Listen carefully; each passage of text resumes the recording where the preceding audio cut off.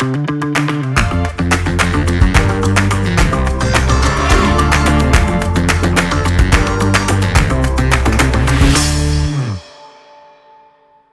right, well, I am here today to talk about several 4FRNT products with one of the people who not only designed a lot of them, but has his name on a lot of them. Hoji, welcome to the summit. Very glad to have you back. Yeah, no, pleasure to be here. Thank you. Sweet. Well, I think what we'll do first is cover a ski that is current and one we've reviewed and really liked. But the ski right behind me, can you tell me a bit about the current iteration of the Hoji Ski? Yes, I can.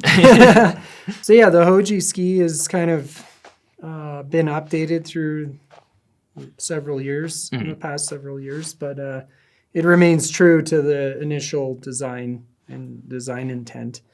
And the Hoji Ski basically came out of the ski that we produced before that, which was the Renegade. And in the Renegade, that was a very kind of progressive ski that we really tested and tried and polished this fully rockered concept and the reflect technology where the side cut radius and the rocker profile radius are similar or same, basically the same radius. And the Renegade was, very an awesome ski and a big advancement for the brand. And but it's a very, at 122 underfoot, it's a very much a specific powder ski tool. You can take it anywhere, but it's designed to shred the POW fast. So the Hoji came out of that, like, how do we take what we've learned and apply it to like a more versatile, a more reasonable width for skiing in more conditions, but retain these kind of powder performances. So the Hoji is a 112. It's a centimeter narrower throughout, has a bit different taper, a bit less taper in the length in the tip and tail slightly. And we also increased decreased the side cut, gave it a bit more side cut, and tried to make it a versatile ski. That being said, it's still a fully rockered ski. So it's kind of a unique, the time of fully rockered skis from the big manufacturers has come and gone. And so it's a specialty ski still, but it's quite versatile. And there are a lot of folks. I had skied with a guy yesterday and he got on them, patroller here at Crested Butte, had his first run, he's unsure. It's so different from what he was used to. Yeah. By his second run, you kind of get the feeling. Third, fourth, fifth run, he couldn't stop. And he's like, I love these skis. And he figured it out. And, it's not, there's no ultimate correctness, camber, rocker, anything. It's a personal choice, a personal preference. But one of my favorite things about working with 4FRNT is like a core industry brand. We're able to, that's like a perfect product for that company and that size of company and the consumer group that is interested in those kind of skis. It's hard for big manufacturers to make something that's totally different than what everyone knows as skis. Because they need to have the volume and the sales. So it's a big benefit working with the 4FRNT brand to keep, that skis from 2012 or something, the original Hoji stuff. So, and over this time it's been produced, it just keeps getting refined. And it's these small little changes to the tip and the taper and the construction, the length, whatever it may be. But we're always revising slowly. And I feel like it just keeps getting better. Yeah, I think, and you touched on a good point there. One, fully rockered skis, not as common as they used to be. And it is a very different on-snow experience that is, we always struggle with this in our reviews where you're trying to just say in words this sensation that is quite different than a lot of other skis out there. So you touched on the fact the Hoji is the kind of a more versatile take on the original Renegade shape. But if you had to describe what its reverse camber profile and fairly long radius translate to on snow, are there any key sensations that you would call out? Yeah, I mean, what I like at an event like this and getting a lot of folks on the skis that haven't used that kind of ski, I try to explain it in, a traditional ski, what most of us know with, some sort of camber and a wide point in the tip. And like the active skiing is like you're pushing that tip's pushing into the snow and you're pushing and initiating the turn and bending that, basically reversing the camber and bending the ski. And it's kind of closer to like how skiing used to be back in the day. It's so much easier now. But you're trying to control that ski from the tip. And in a Hoji ski, the design intent with the Renegade and the Hoji was to get the flotation and the control like underneath you and closer to your body, because in powder and backcountry, the snow is always changing. It's not a consistent thing. So if you're trying to like push and bend a ski and things change, you're already going in one direction. So I tell them like nice neutral stance, weight over your feet, pressure on your shins, but you're not like pushing into the front of that ski as much. And really the turn initiation comes from lateral angulation and rolling on edge. And that's the essence of the reflect tech. You can demonstrate it on a flat surface. You take that ski and you can do anything with that ski. You can spin it in a circle. You can, when the base is flat, and it's very much a free thing. And that's kind of how you can ski it too. And because it has a very large side cut radius. So it's very straight. So in soft snow and stuff, it'll just track and the tip's never hooking. But then as you roll on the edge, the side cut matching the rocker profile, those two radiuses line up, and the further you go, the more edge contact you have, and you're not pushing on the front of that ski because it's already in a turn radius. And so you actually get like a much sharper turn radius than 29, 30 meters because they're matching, but the ski's straight. So it's a very weird thing. And it's like, I'm almost like, it's like skating. And, I think that's part of this Hoji style. And what I'm known for is that's how I ski. And it's a result of these skis. And that's the interesting little side note is like in those times with the Renegade and the Hoji and the first CHP, it was like this kind of feedback loop. Like, how can I make this ski in a different way, more center mounted? I want the flotation underfoot, a big pintail for stability, but like allows me to release and do whatever I want, and like tail wheelie into flat landings and save my body and all these things. And I would make like an improvement or whatever arrive through testing, and then my ski technique would evolve. And then it's like this awesome feedback loop. Like the skis get better, you get better at skiing, your technique and what you're able to do. You make another ski based on that. And this kind of circle, it's really fun.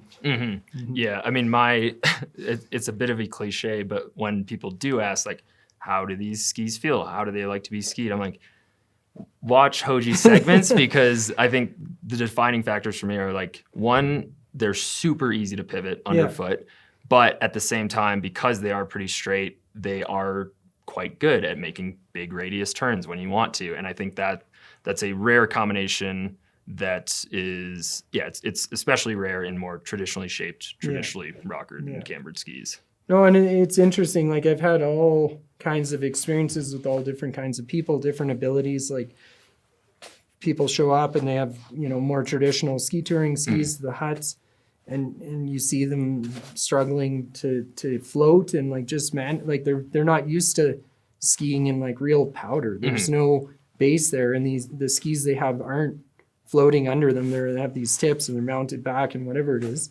You put them on Hojis and first thing you do is front roll. Because they're used to pushing on it. And then, it takes them a moment and a bit, and the ones that get it, and it's not for everyone, like I said, and then suddenly their level of powder skiing, they get on the center of that ski and they're just like, oh, never knew. Like it's just a different thing. And no, it's quite fun. And then, you come here, like yesterday skiing with the patroller, and he got on them, and great skier. And like, we're in a lot of steep terrain here and kind of variable moguls, and like, you can just drift, and they call it like the feathery drift. Like but then when you need to really get on the edge and make that turn, you can. So it's actually that was part of the original design, is like, I don't want to be having to like lock into this turn. Like I'm trying to get through very difficult terrain as fast as possible so it looks cool, and I'm scared. And also because I don't want to be in my slough for I don't want to have an avalanche or whatever it is. You have to go fast. It's just how it is for filming. And I want the ski that just is super stable, but then I can make any kind of move I want. And I mean, for me, I'm so biased or whatever because that's what I've been on and doing. But like when I go skiing on Renegades or Hojis and filming, like I don't even think anymore about skiing. So like the line and the ski is just part of me, and I can do whatever I want. But that's why it's called the Hoji Ski. Yeah, exactly. Yeah, well, cool. I think to wrap up on the Hoji, obviously it sits within line with the Renegade on the wider side, and then currently the Raven on the narrower side. How do you think about, either for yourself or for customers, what are like the ideal conditions, terrain, scenarios that you have in mind for the Hoji? Yeah, the Hoji is like we were getting into. It's like the Renegade. That's like my powder weapon. I call them my work boots. It's for filming. It's for trail breaking when it's deep. And you know, I really like it backcountry. That being said, I've traveled the world with a pair of Renegades, and I have stickers that say "Only bring my Renegades." That's what my friend Shane made, and it works. But the Hoji is, you can still have that Renegade performance. Like I say, you can come to the hill here where it's all, you know, variable skied up stuff and groomers and whatever. And that's where the Hoji kind of bridges. It's more versatile. And also for ski touring, it's a more comfortable width, unless your trail breaking is very deep. On, you know, established skin tracks, it's lighter. It's just a more comfortable thing. And then same on hard snow. It's a more comfortable width. It doesn't put so much torque into your ankles and knees trying to get on edge. So yeah, I think it's a highly versatile ski. Like, you know, like the results justify the comments. It's like, it's been around for a long time. It has a following. It has new people trying it. And I think it's a good one. Yeah, I think it was two seasons ago, maybe one season ago. My brain's a bit fried at this point, but we've been skiing the latest Hoji after the most recent update. And one of the most impressive things I noticed was, as you mentioned, you can carve that ski quite well. Like, we actually have pictures from Jonathan at last year's summit where he's like laid over on a groomer on a Hoji ski. Is there anything you went about differently with the design of that ski, kind of with that resort performance in mind relative to the Raven and Renegade? Yeah, I mean, that's one of the updates. One of the big, what makes the biggest difference from, like, say, the Renegade is not just the width, but there are subtle, these multi-radius rocker profiles where the new Hoji has kind of more of an elliptical, so it's a little bit flatter for longer, and it's not just a one radius. So that was done through testing and development in other models at 4FRNT, and it through testing it was like, yeah, if we can get this ski kind of in a flatter way underfoot, but still maintain this fully rocker thing, that's what makes it the more versatile ski. It's still awesome in powder, but you do get more out of it on the firm snow. It's a combination of that and being a bit narrower and a bit of the subtle differences in the taper. But yeah, that's awesome. I love when you see people carving on. I had a sweet day in Austria on them a couple weeks ago, and it's like, oh, I really do like these skis. Yeah. Perfect. Cool. So I think we've kind of been alluding to this whole lineup, and obviously they're all different skis, but they share some things in common. One of the most notable things is the availability of the 4-lock system. For people who aren't familiar with that, can you give us kind of the breakdown on why you came up with it and how you ended up with the current version of it today? I 100% can tell you exactly the hows and whys of the 4-lock Hoji hole system.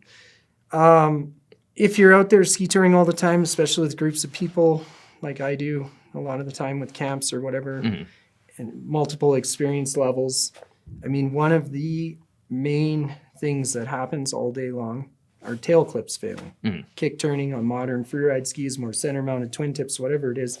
And I don't know why skin manufacturers can't seem to make there's not one tail clip system that I've ever seen that I'm like, oh, finally, makes sense. It works, doesn't come off. And so I got really, I'm old and I've been skiing hard for a long time, and then my back is sore. And when I'm skiing with the groups, I have a heavy pack, and I got sick of being every 10 minutes, hey, let's stop.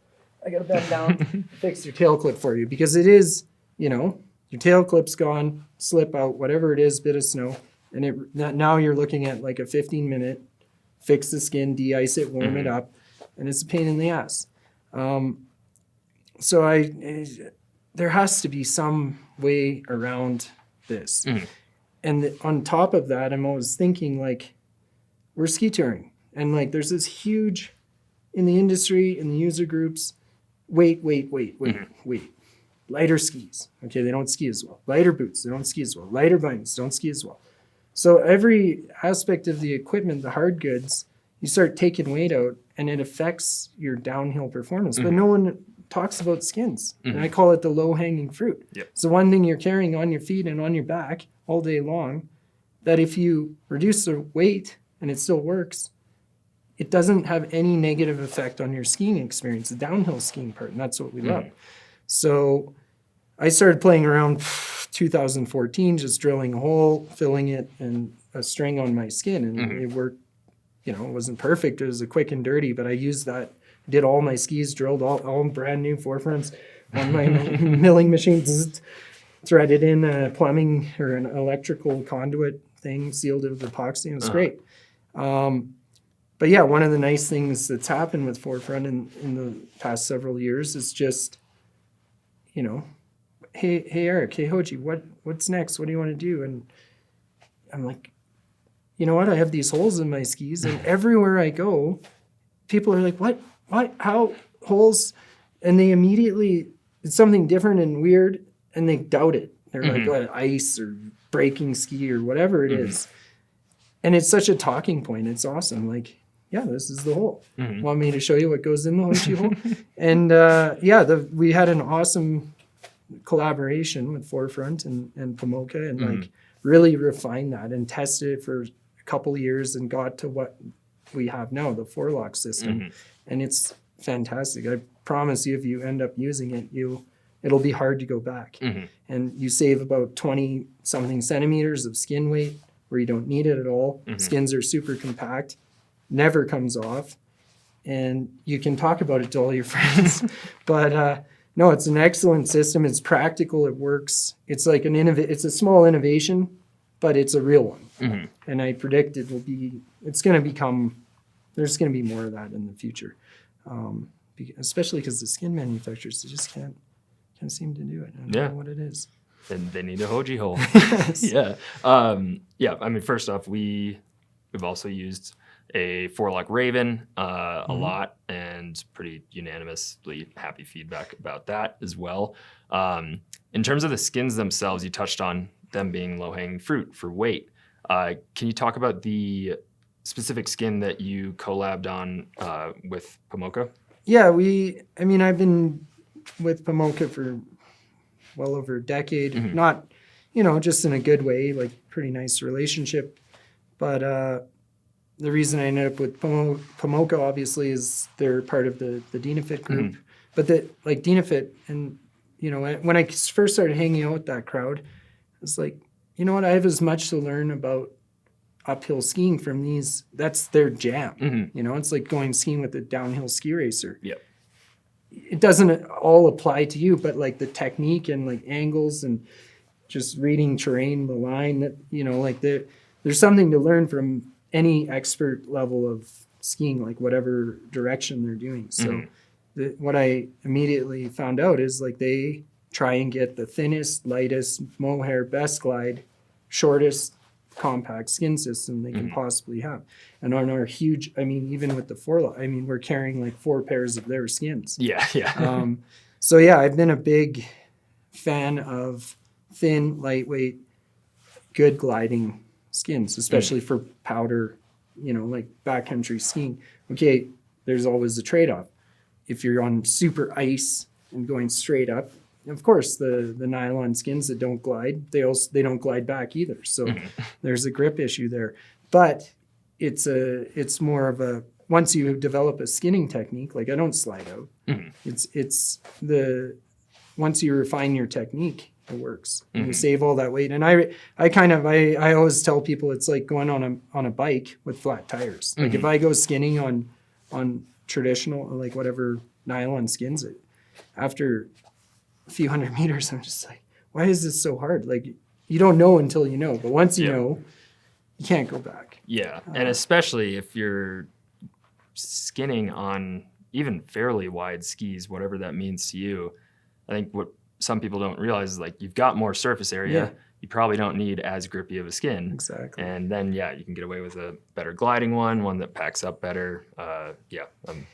So to get back to your question about the skin choice and the collaboration with Pomoca, we've chosen the Free 2.0, which is a nice low profile, high glide, high percentage of mohair, nice compact skin. And I think it's an excellent choice for these wide skis because you have so much surface area.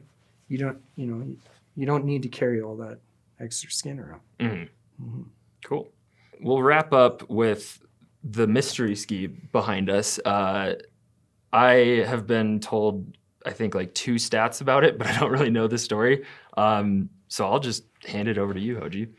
Yeah, no, it's an exciting time to have a new ski project. And, at the start of any project, any development project of something new, I like to try and identify, like, okay, what is the point of all this? What are we trying to do? What are the goals? And kind of lay out a plan. And working with 4FRNT and the team and another guy from Norway, Trygve, is like, we have the Raven. Awesome, playful, even narrower than the Hoji, this elliptical profile for the rocker, very versatile, very fun, but it's still a fully rockered ski. And if that's not your jam, that's not your jam. And in that kind of width at a 104, should we try and create something? Because I've been skiing a lot in the last couple of years, the MSP 99, and really getting back into piste skiing and like the actual like art of angulation and trying to get my hip low and just, and I love that ski. I absolutely love it. It's different than the Raven. I love the Raven too, but they're so different. Yeah. But is there a way to kind of merge these skis to create something that can carve and on firm snow is a very good tool, but still retain the fun, quick, nimble, and like through tip profiles and rocker in the tip and tail and smearability and just this kind of all around touring ski in a 104. So it has aspects of both of those skis and this is the first one and it's so exciting. The first round of prototypes and there's a whole crew, the team, and we're testing, and I think everyone's had a lot of fun already. And the conditions here are perfect for this. It's like chalky, moguls, super steep, techie, like what you would, kind of ski mountaineering, tight couloirs, steep, chalk, snow, ice, crust, whatever.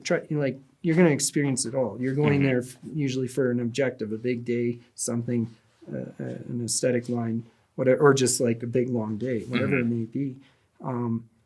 So in those circumstances, sometimes a fully rockered ski isn't, for certain people, isn't the thing. And then maybe you want to actually go like piste touring, or that's kind of becoming a thing, and you want to really carve that ski on the way down. I did it this morning. Nice. It was awesome. I loved it. I was just a couple centimeters of pow on fresh corduroy, and you couldn't punch the smile off my face when I got back down here. That's kind of where we're going, and we've already had a lot of good discussions, and there's some next steps. But it's an exciting thing, and originally it's is it going to be the new Raven? It's going to be MSP Light. So it's I call it a concept ski, and it's evolving organically, which is really cool. And we have a great team of people in the company, testers, and we'll get there.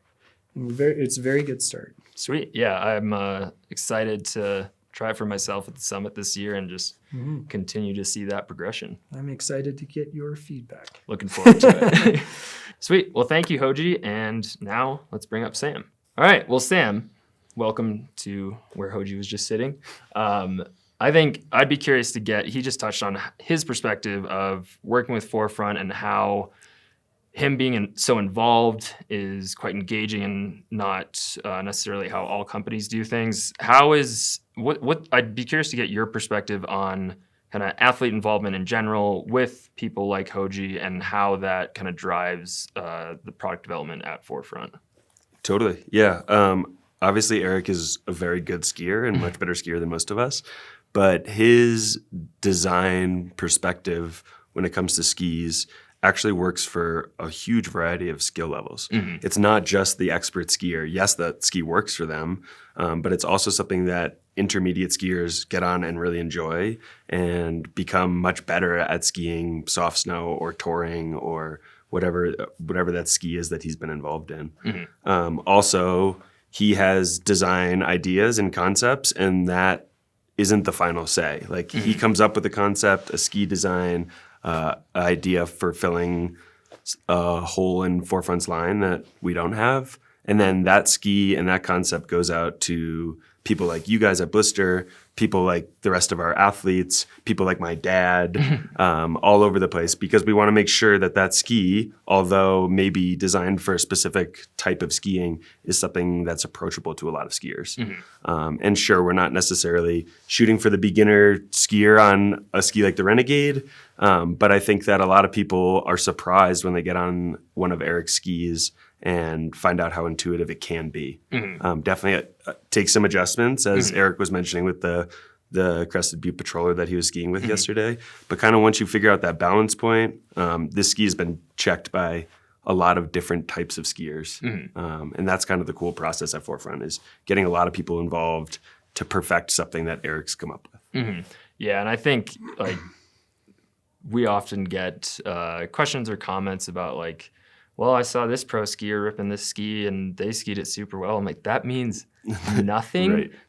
But when you have someone who is designing them with their skiing in mind, but also like Hoji is constantly out touring with all sorts of folks. And I think it's a rare quality where you can have someone that passionate about that sort of specific design niche that can still kind of put themselves in other people's shoes. Yeah. And I think that is very clearly shown as soon as you get on that sort of product. You're like, oh, it's not for 3 people in the world. Right, totally. And also Eric skis a lot of skis that he wouldn't normally ski to get design perspectives from other brands, from other skiers that he's skiing and filming with. So he's not like stuck in this. A lot of people think he only wants to ski like big, wide rocket skis. But as he said before, like he's been skiing that MSP 99 a lot, which created this whole new idea for, potentially this new ski that we're working on right now. Well, cool. Yeah, I think it's nice to get a peek behind the curtain. I think to wrap up, maybe we could just go from your perspective, lineup overview of the skis that we've been talking about, the ones that are current, and then maybe how you're thinking about where this prototype might end up. Totally. Yeah, I think over the years, we've kind of decided that we need to make each one of Eric's skis really good at a different area of skiing. Although they are all capable, of course. Like, I'm not going to tell somebody to get on the Renegade and go ski 2 inches of pow when we have these other skis in the lineup. So for us, it's over the past few years of finessing Eric's line. We have the Raven at 104, which is our touring focus ski. Good for, variable conditions, but kind of thrives in that soft snow, but less than a foot of snow area, or, big missions in the backcountry. So that ski sections off that like pure touring market of Eric's line. Then comes the Hoji, which we now view with the updates with that new multi-radius rocker and that increased versatility. That Hoji is kind of like that 50-50 ski. Really good for somebody that wants to ski the resort soft snow, also wants to go touring, maybe not necessarily the longest tours, but really good punching around the resort side country stuff, hiking passes, touring locally. and then also being able to shred at the resort kind of no matter what the condition is. So the Hoji kind of fits in that 50-50 resort touring section. And then comes the Renegade, 122 underfoot, definitely soft snow focused.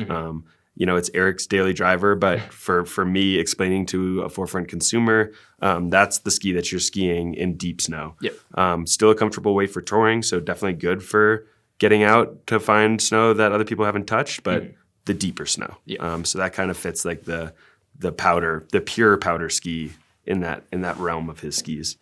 And then over the years, from our athletes, from consumers, there's a void in our line, which is that touring capable, low 100s cambered ski. So as Eric said, like kind of took some ideas from the MSP and the Raven and kind of put it together to meet in the middle. Ben Hoynes, who's an Exum guy, skis for us, lives in Montana now.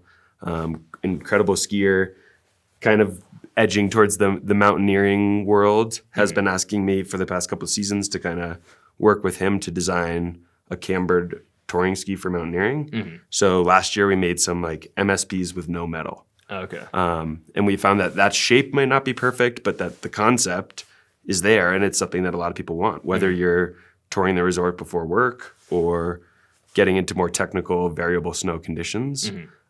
We've identified that we're missing that style of ski. So this is the first round of prototypes. We're really excited about where it is right off the bat.